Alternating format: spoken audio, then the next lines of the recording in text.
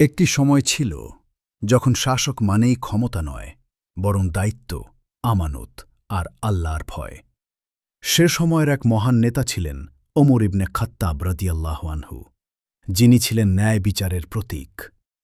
একদিন একজন সাধারণ মানুষ অভিযোগ নিয়ে হাজির হল। তার কণ্ঠে ছিল কষ্ট, চোখে ছিল অবিচারের ব্যথা।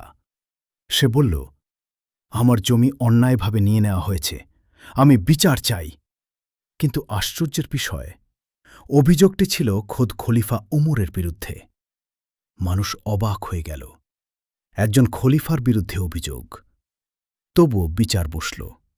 ওমর রাদিয়াল্লাহু আনহু এলেন, না কোনো রাজকীয় পোশাকে, না কোনো অহংকার নিয়ে, বরং একজন সাধারণ মানুষের মতো।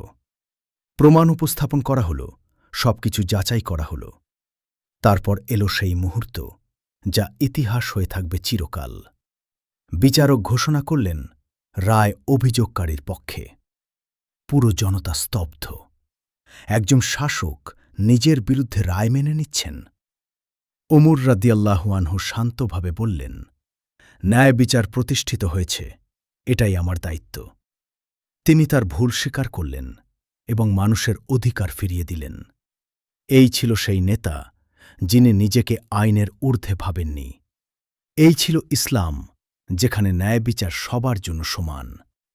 আমরা কি পারি আমাদের জীবনে এই ন্যায় প্রতিষ্ঠা করতে?